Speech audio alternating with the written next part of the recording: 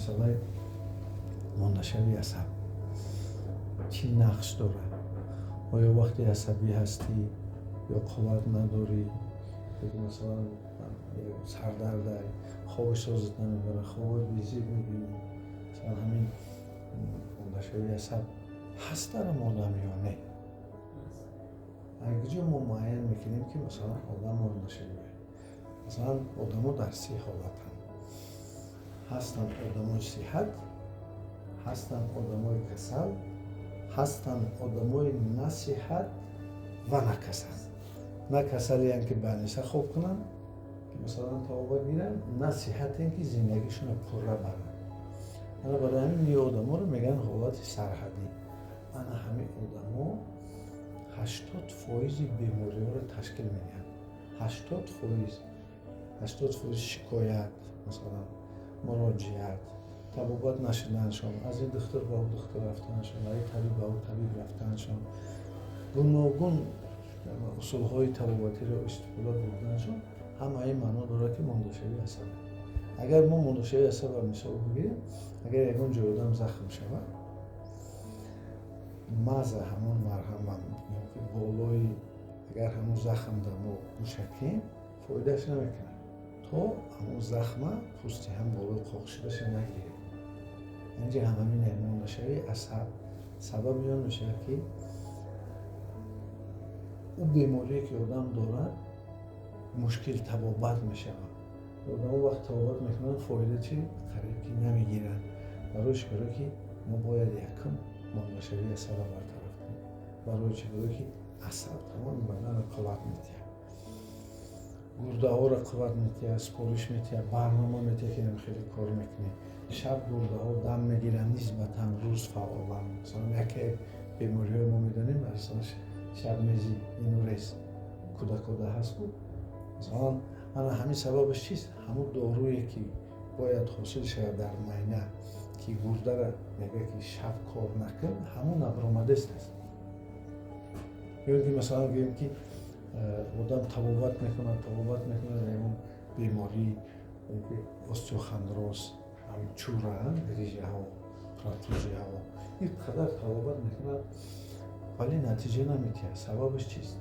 سببش آن است که یکی از عامل هایی که همین میان درد ارکان سوزش گردن در مثلا ریژه ها میشن، استیوخندروز میشن، یک سببش اونه که عاملی که به وجودش میمیاره این شدتی عصبانیتی و روانی آدم عصبش ناراحت هست. برای در عصب یک مرکزی هست که نمک آبی بدن اداره میکنه.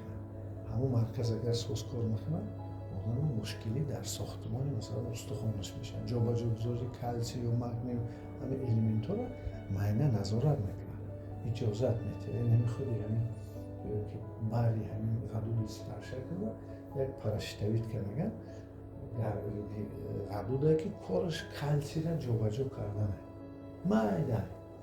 اون که تصور کنه که بسیار بیماری ها از سبب اون طبابت نمیشن، اکثر مردم میگردن مثلا داروها نسبتا فایده نمیکنن، مثلا پر صحت نمیشن، اینکه پروسیدورهای گوناگون طبابتی را میگیرن ولی افسوس نتیجه چی؟ کم میتید یا عموما نمیتید و مردم دلشکسته میشن پیش طبیبای خلقی میرن. ها این هم خوب است که طبیبای خلقی ما هستن امروز، ولی اکثر طبیبای خلقی مثلا اینستیتوتی اینکه اجتماعی یا که آموزشی خودشان که ندارن ایرون تجربه کار میکنن. خیلی امروز خوشبختانه از طرف وزارت نظارت میشن ولی طبیبان روان و روحی آدم رو طبابت میکرده که قریب که بی نظارت هم. همین چی که جیمخانی میکنند مثلا دعاخانی میکنند بسیار سوی همین که بر روان انسان تاثیر میکنند، این باید زیر نظارت باشد. برای چی؟ برای که مانند یا همین ویروس گریپ که سرایت میکنه، زرازیت میکنه آدم، همین طور دیگه آدم ها رو میتونن که به همین ویروس جین زرازیت کنند، سرایت کنند. برای همین احتیاط کردن نکنه. این مسئله که این روان ملت از ایران میرسونه. در همین حالت ما باید سر وقت بشتیم و کمکشان بکنیم که تا او درجه نروند که مثلا در فقط ادرژی میگن، یعنی که جینبرای پریبرا و بعضی چیزا میشن که اونجا تباباتشون خیلی چیز خیلی مشکل داره. همه کسان سر وقت تبابات خچه داره. همین آدمایی که در بین هستن در کسان نصیحت باید یکم کورسی اونا بذارن که ما اصحابشون رو برقرار کنیم. اصحاب خرابی میشون، مندشوی اصحاب میشون. این سبب باید میشه که قوای اصحاب میرون. قوای اصحاب که رفت اداره بدن مشکل میشه. اداره بدن مشکل شد عضو ساز کار نمیکنه. برای اون که خلدینی که خانه اقدام خونه کار کنه قوای برق باید بسنده باشه. اگر همون قوای برق بسنده نباشه نمیتونه که پورا همون مثلا کاندیشنر یا که مثلا خلدینی که پورا در خونه کار کنه. برای هر یک عضو از طرف اصحاب نظارت میشه. تباباتی که ما میکنیم اصحاب ما چیکار میکنه؟ اصحاب با پور میکنیم، نیروش پور میکنیم. هم دارو میکنیم، هم سوزن میزنیم، هم با سخن تبابات میکنیم، هم به انرژی تبابات میکنیم، هم از سیاست‌های تباباتی داریم.